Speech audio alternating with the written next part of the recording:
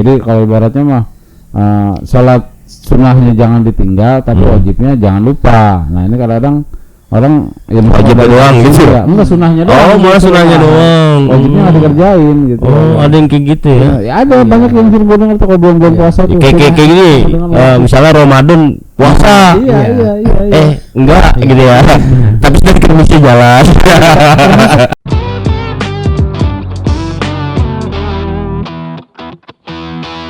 Baru balik lo Nek?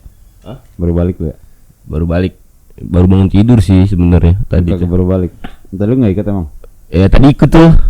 Siang panas banget main sebenarnya, tapi ya karena rasa semangat jadinya panas itu dibarengi dengan rasa semangat ya. Iya, jadi makin panas. Jadi makin panas sih bener.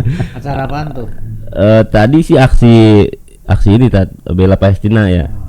Bung. Iya. Oh, bela Palestina ya. Iya, 1 tahun. Jadi malam ini kita kedatangan sebuah seorang Songgok.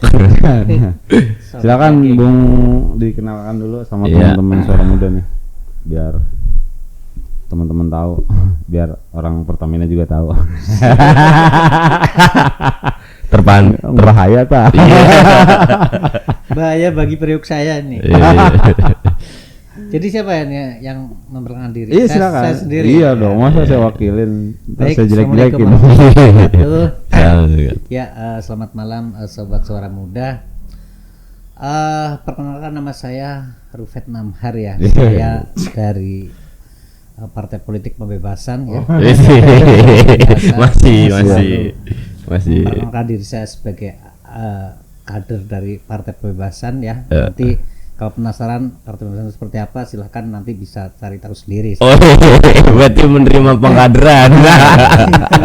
Kalau mau masuk bawa berapa? Jiwa dan raga. Berarti wajib militer. Luar biasa. Iya. Berarti masih bertahan di partai. Ya. Jadi ya mungkin saya kelihatan masih 30 tahun ya, tapi sejujurnya saya itu usianya lebih dari 30 tahun ya. Iya. Enggak ada. Iya, siapa tahu dia mau lagi gitu ya. Ada yang tertarik dengan Bung Rufet. Boleh tanya Instagramnya apa gitu, nanti di komen ya. Iya.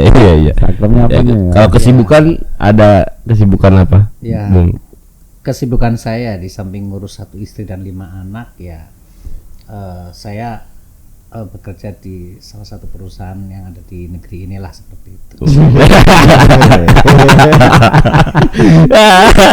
Ya artinya kita nggak bakal bisa jalan kalau nggak ada beliau, cuma di PT beliau ini. Benar. Makanya beliau aman. Iya. Bahaya. Pokoknya naiknya turunnya kita langsung tahu informasinya. Iya. Jadi kita bahas apa nih hari ini? Kita bahas yang tadi tuh yang lagi rame. Jadi 1 tahun kondisi Palestina itu bersiteru terhadap Israel. Bukan berseteru, Apa? dibully lah bisa dibilang. Iya. Di Genocide lah ya kasarnya. Kasarnya. Iya. Dan Iya. kasar mau baik gitu ya. Dan total korban itu udah sampai 45.000 sekian lah. Iya benar, nggak salah ya. Tadi saya baca sih di Detik 42.000 ya. 42.000 ya. 42.000 korban jiwa. Ya itu mungkin yang kedata lah ya. Iya. Yang banyak juga nggak kedata Iya. kan. Banyak. Ya, tapi sebenarnya saya agak kurang sepakat juga ya kalau misalkan kita melihat Palestina baru setahun ke belakang ya, karena sebenarnya ini kan konflik yang sudah lama ya. yang sudah sangat lama ya. Iya, ratusan tahun katanya. Dari tahun 1948 sebenarnya ya sudah berapa tahun tuh? 60. Sekitar 60. Ya, sekitar 70 tahun lebih lah ya. Palestina kondisinya dari hari ke hari tidak semakin membaik kan seperti itu ya. Iya. Ya, itu sih ya kondisi Palestina hari ini memang ya sebagaimana yang kita saksikan ya, dari hari ke hari semakin tidak baik-baik saja gitu ya. Dan ini juga tidak hanya di Palestina ya, tapi kalau kita bicara nasib umat Islam secara keseluruhan ya nasibnya sama, cuman ya yang membedakan adalah ada yang mendapatkan penjajahan secara fisik dan non fisik kan seperti itu ya. Cuman memang Palestina ini sesuatu yang memang menurut saya tragis sekali yang nasibnya ya, terusir dari negaranya. Tapi kemudian yang membuat kita prihatin adalah bagaimana kemudian pemimpin-pemimpin negeri kaum muslimin ya, khususnya yang tetangga-tetangganya Palestina itu seolah tidak melakukan upaya-upaya Nutup mata ya. yang memang dibutuhkan yang seharusnya yang seharusnya sebagai layaknya seorang pemimpin yang dia itu punya tentara dan punya senjata kan dan dia orang Islam ya. Dan dia orang Islam. Iya.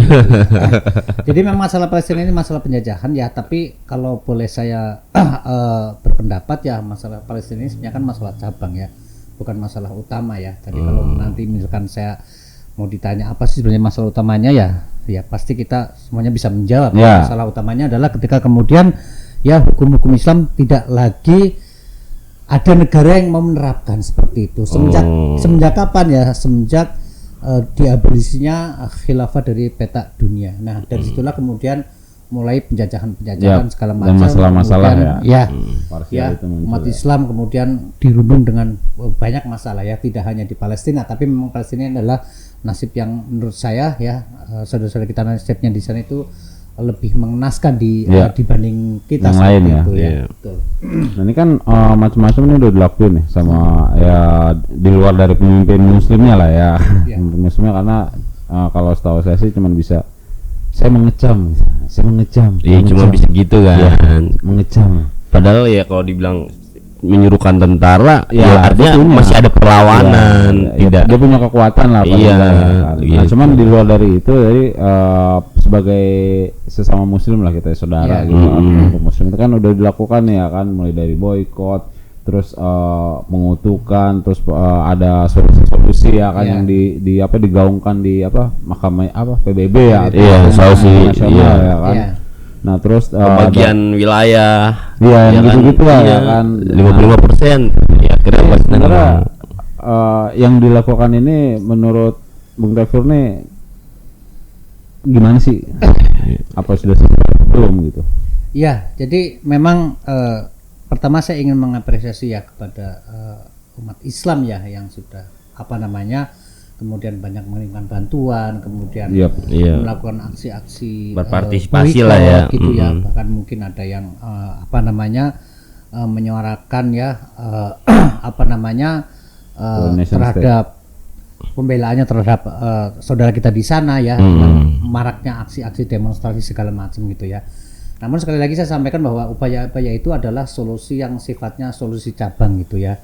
Jadi solusi cabang itu tidak akan pernah kemudian bisa mengakhiri penjajahan Yahudi Israel itu kepada saudara kita di Palestina gitu. Ya itu solusi cabang gitu ya, menurut saya solusi cabang dan ya tidak akan pernah menyelesaikan masalah gitu.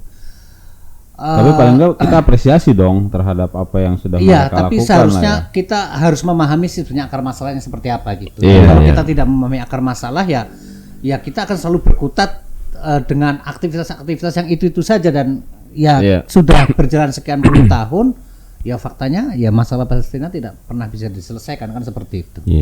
Kayak gini sih kalau kayak ngirim bantuan gitu ya, bukannya kita tidak setuju dengan apa sih namanya pemberian bantuan gitu kita kayak bangun rumah sakit akhirnya dibombardir lagi gitu. Ya malah kadang-kadang saya itu jadi berpikir begini ya, kalau misalkan upaya kita hanya berhenti mengirimkan bantuan, obat-obatan segala macam ya, terlepas kita melihat ada manfaat yang luar biasa ya. Tapi kadang saya berpikir kalau upaya kita menolong saudara kita di sana hanya sebatas itu gitu ya, saya kadang-kadang menganalogikan ini kayak menganggap mereka seperti ayam maduan gitu ya. Ya mohon maaf ya. Jadi ketika mereka dirawat, dijaga ketika mereka habis berantem ya bertarung, kemudian mereka terluka, mereka lapar, kita kasih makan, kita kasih obat, sakit kita obati ya. Setelah sehat kemudian kita biarkan lagi mereka mereka bertarung kembali. Sedangkan lawannya ini kan ini bukan lawan antara negara dengan negara ya, tapi ini adalah sekelompok masyarakat melawan negara yang negaranya ini juga tidak serang diri ya, tapi ini adalah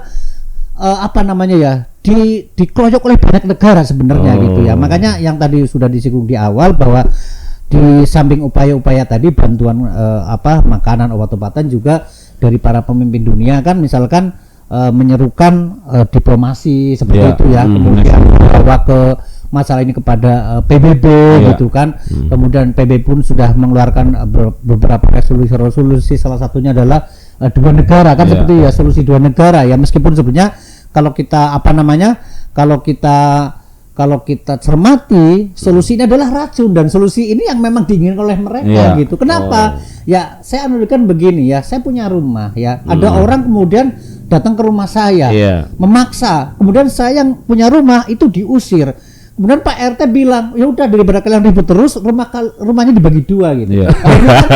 Harusnya kan Pak RT mengusir Iya. orang yang datang ke rumah Iya, saya. yang Seharusnya bahkan kan bukan seperti itu. warganya ya. Iya gitu loh. Tapi sebenarnya ini bukan, kan masalah Palestina bukan hanya masalah Palestina ya, Iya. dan tanah Palestina juga bukan hanya milik orang Islam yang tinggal di Palestina ya, tapi ini adalah tanah kaum muslim. Iya. Gitu ya. Jadi tidak boleh ada setengah tanah pun ya kemudian diserahkan secara sukarela ya kepada pihak penjajah, itu nggak boleh Iya. seperti itu gitu ya.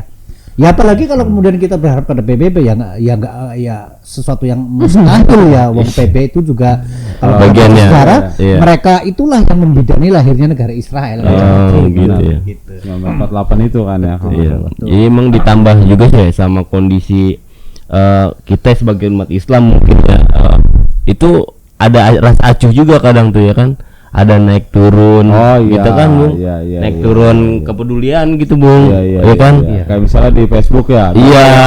Wah, hari mungkin kita share tuh. Iya.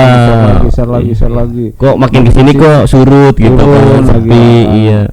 Nah itu mungkin ada pengaruhnya nggak sih dengan kejadian atau apa viral-viral itu? Iya, jadi menurut saya itu ada beberapa faktor ya. Yang pertama kan begini, kita sering mendengar ada hukum yang mengatakan begini. Ya, kesalahan yang dilakukan berulang-ulang itu akan menjadi justifikasi kebenaran kan seperti itu. Saya teringat dulu ketika saya kecil ya, di kampung saya itu ada kasus seseorang yang kemudian hamil di luar nikah ya. Itu selama berhari-hari, berbulan-bulan ya. Itu menjadi gibahan tetangga tuh, jadi omongan tetangga gitu. Tapi Digoreng kemudian terus. kasus yang serupa itu terjadi berulang-ulang dan sekarang masyarakat sudah menjadi permisif, dianggap itu biasa. Sesuatu yang bukan sesuatu yang aneh gitu ya. Iya. Nah, begitupun dengan konflik Palestina ya, Iya. apalagi kemudian masyarakat secara umum ya sekali lagi itu bergerak kan lebih dikarenakan dorongan perasaan ya, bukan karena dorongan kesadaran gitu ya. Kalau dorongan perasaan ya ada kalanya jenuh segala macam gitu ya, sehingga ya kadang-kadang pembelaannya kok kelihatannya semuanya bergerak serta membela menyuarakan, tapi di kemudian hari kayak seperti sekarang kan kayaknya nggak ada lagi tuh, jarang terdengar suara-suara yang kemudian menyuarakan pembelaan terhadap rakyat Palestina. Iya, Seperti benar, itu ya. Ditambah kemudian ya sekarang ada apa namanya ya, masing-masing umat Islam juga banyak masalah, entah masalah keluarga, masalah ekonomi, macam gitu ya.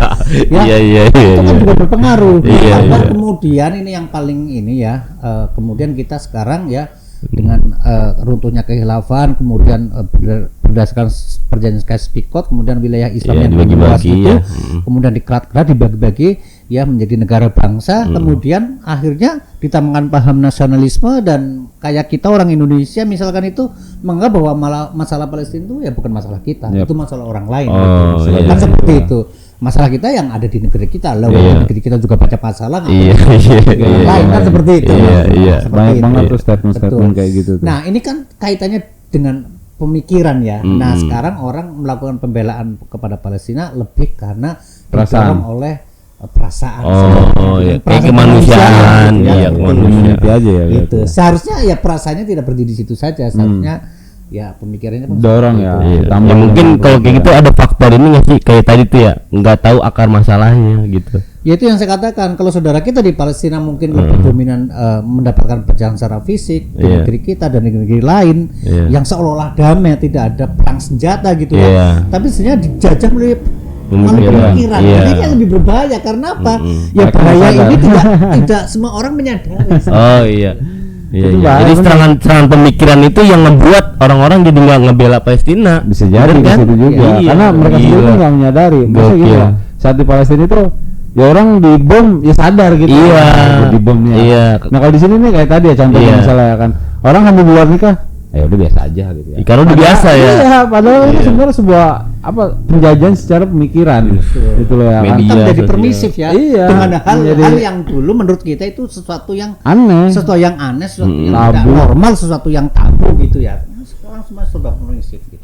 Iya, luar biasa ini. Memang ya akhirnya mungkin karena dia penjajahan dan orang yang dijajah nggak sadar, ya orang itu udah nyaman aja gitu ya kan. Ya, kita gue mah ya kan, biarin aja. Yang penting anak gue bisa makan ya kan. Paling begitu akhirnya kan. Nah makanya balik lagi ke akar masalah tadi. Sementara akar masalahnya yang tadi sudah dibilang ya sama bahwa Palestina ini sebenarnya parsial aja ya Bung ya. Masalah parsial sebagaimana masalah narkoba, masalah apa namanya LGBT ya, itu kan masalah-masalah cabang semua. Dan masalah cabang itu tidak akan pernah selesai kalau masalah utamanya tidak diselesaikan. Masalah utamanya adalah apa? Yaitu yang tadi katakan di awal, masalah utamanya adalah ketika kemudian sekarang tidak ada negara yang mau menerapkan hukum-hukum Islam dalam seluruh aspek kehidupan seperti itu. Ya dia kan hanyalah negara yang sesuai dengan sistem yang sekarang banyak diadopsi oleh negara-negara yang ada ya, mencampur adukan hak dan yang batil gitu kan ya. Hukum Islam sebagian mungkin diambil, kayak misalkan ada orang membunuh di kisos misalkan seperti itu kan, tapi dalam sistem ekonomi dia perbankan ribawi gitu ya. Bahkan bahkan sekarang ada diskotik segala macam, lagi dengan visi Saudi 2030 yang ingin melakukan diversifikasi ekonomi, artinya Saudi ingin melepaskan ketergantungan ekonomi dari minyak, ya maka mereka kemudian membuka sektor pariwisata seluas-luasnya, ya, dan hambatan-hambatan investasi itu akan mencoba kemudian dihilangkan. Yaitu apa tadi? Yaitu yang tadinya ada perda-perda yang misalkan gitu undang-undang yang tidak mengizinkan adanya adanya diskotik segala macam ya, sekarang kan dibolehkan. Atau bahkan yang kalau kita ingat kaitkan dengan olahraga, waktu itu kan kalau tidak salah Ronaldo itu sebenarnya itu tidak boleh tinggal di Saudi karena dia kumpul kebo kan. Tapi ternyata muncul peraturan khusus yang membolehkan ya untuk orang luar negeri setelah itu boleh kumpul kebo. Yang nggak boleh kumpul kebo adalah orang pribuminya. Nah, seperti itu ya. Jadi hambatan investasi itu seperti itu ya. Orang kan kayak misalkan kalau kita bicara misalkan gini ya, ini sedikit melenceng ya kalau saya bilang, mau nggak orang asing itu berinvestasi di Indonesia dengan membangun SPBU misalkan itu? Ya nggak mau. Ketika apa? Ketika kemudian masih ada subsidi, kan gitu. Nah supaya kemudian mereka mau berinvestasi di sini adalah apa? Ya udah subsidi kepada masyarakat dicabut supaya nanti harganya kompetitif.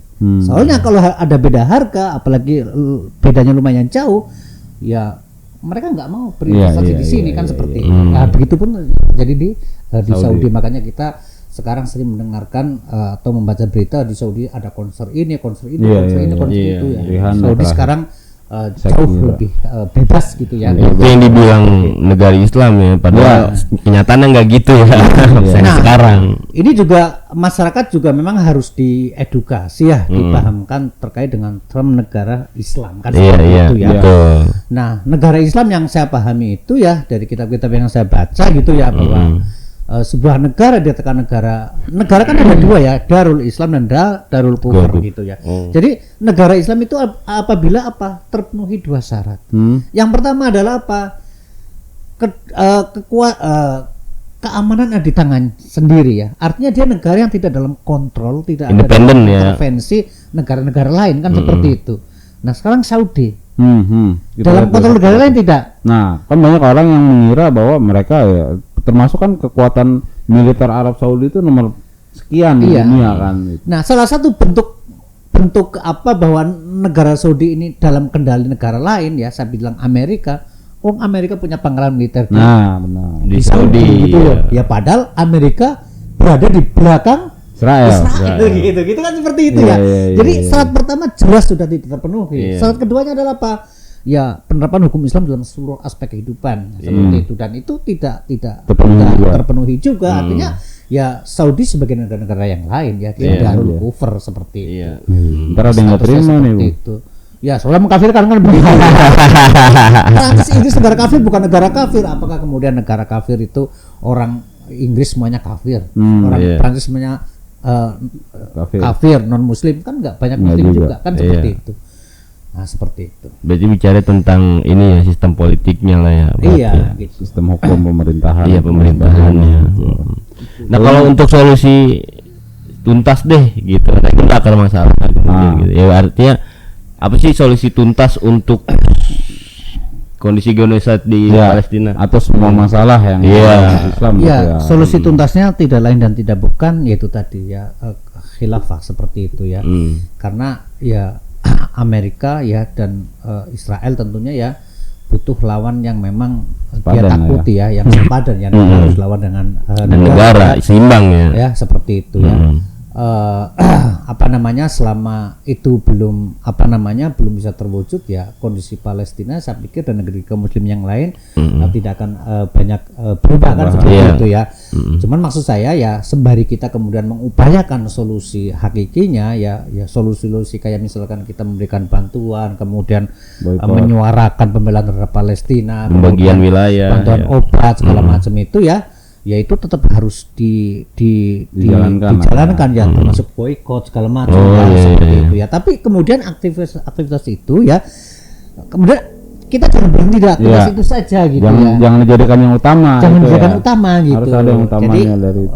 memperjuangkan solusi hakiki tapi jangan meninggalkan solusi sementara solusi cabang gitu ya. Jadi kalau ibaratnya mah sholat sunnahnya jangan ditinggal tapi wajibnya jangan lupa. Nah ini kadang-kadang orang ya wajib doang gitu ya. Enggak sunnahnya doang. Oh malah sunnahnya doang. Wajibnya nggak dikerjain gitu. Oh ada yang kayak gitu ya. Ya ada banyak yang sering gue dengar tuh kalau bulan puasa tuh. Kayak gini. Misalnya Ramadan puasa. Iya. Enggak gitu ya. Tapi sudah mesti jalan. Termasuk kita terus mendorong ya negara-negara yang berbatasan langsung dengan Palestina itu agar penguasa-penguasa di sana itu kemudian benar-benar mau mengerahkan tentaranya gitu kan. Sembari ya mudah-mudahan pemimpin negeri kita itu juga mau melakukan hal yang sama kan seperti itu meskipun jauh lebih sulit. Jauh lebih sulit ya Pak Mulyono jauh lebih sulit gitu kan. Sulit kenapa loh? Misalkan kita mau mengirimkan tentara ke sana menggunakan udara kan kita harus melintasi wilayah negara lain. Kan, kalau nggak ada izin sebelum selalu ditembak duluan ya, seperti itu ya. Itu kan kondisi Pak Mul nih. Nah sekarang kan udah berubah nih. Keprak.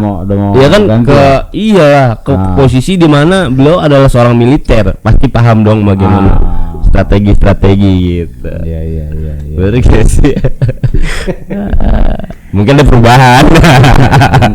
Iya. Lu mau dilantik bentar lagi ya? Iya. Tanggal 17 November ya? Tanggal berapa sih? Nggak tahu lah, nggak ngikutin itu. Artinya gimana ya? Mau ngikutin siapapun ganti presiden tetap aja sih. Tetap aja rakyat susah, tunjangan pemerintah apa orang-orang. Iya, jadi memang problemnya kan bukan hanya pada siapa yang memimpin ya, tapi dengan apa dia memimpin. Kan sebenarnya begini ya, setiap penguasa dimanapun itu dia bekerja sesuai dengan sistem yang ada. Kalaupun berganti rezim, tapi kalau sistemnya masih sama, yang berubah kan hanya gaya kepemimpinannya saja. Nah seperti itu kan. Tapi kalau dia merubah bisa nggak sih menurut Anda, Bung? Merubah apanya nih? Ya merubah yang merubah pola gitu. Ya, pola pemimpin kan tadi kan siapapun yang memimpin bukan dari figurnya tapi dengan apa dia memimpin. Nah, misalnya figur yang kita tampilkan ini nih atau yang sekarang misal memimpin atau mungkin yang nanti bakal memimpin gitu ya. Nah, dia merubah itu. Jadi dengan apa dia memimpin itu dia rubah. Bisa nggak sih kira-kira? Ya berat, nggak bisa. Menurut saya nggak bisa kalau apalagi kemudian mereka tidak punya gambaran perubahan seperti apa. Itu sih kuncinya benar. Yang satu kemudian kalaupun ingin merubah, dia akan menghadapi banyak ancaman, banyak tantangan karena apa?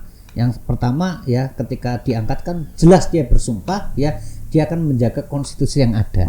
Nah, sedangkan problem utamanya itu salah satunya adalah ada pada konstitusi seperti itu. Nah, sedangkan dia diangkat, dilantik dan bersumpah dia akan menjaga dan bekerja sesuai dengan konstitusi yang ada kan seperti itu. Berarti nggak bakal bisa, bro. Iya, bakal sama aja kan. Iya, mau ngapain lagi, apa yang diharapin? Bisa berubah dengan catatan itu tadi ada dakwah ke mereka, kemudian mereka paham realitas penggantinya seperti apa, kan gitu ya. Iya, tapi kan resikonya enggak. Berarti kan perlu di inilah ya. Negosiasi lah ya untuk terkait dengan resikonya. Semua ya kita hidup sendiri kan ada resikonya kan. Oh gitu. Iya benar. Kan seperti berarti ada perubahan, ada resiko gitu. Iya. Oke. Masalahnya kan mereka mau apa enggak mengambil resiko itu kan. Yang lagi viral juga nih. Iya, lagi ada pembahasan tentang inilah ya pelantikan DPR kita itu. Tunjangannya gede banget coy. Emang Iya. tunjangan itu kan di luar gaji pokok kan? Iya di luar gaji lu. Iya UMR. UMR Iya. 4 jutaan ya paling ya. Iya 4 juta sekian, cuman tunjangannya itu bisa sampai 61 juta. Berarti 4 juta nih, misal gaji 4 juta nih, terus dia bawa pulang 61 juta. Berarti tunjangannya itu bisa sampai 57 juta. Tunjangan doang.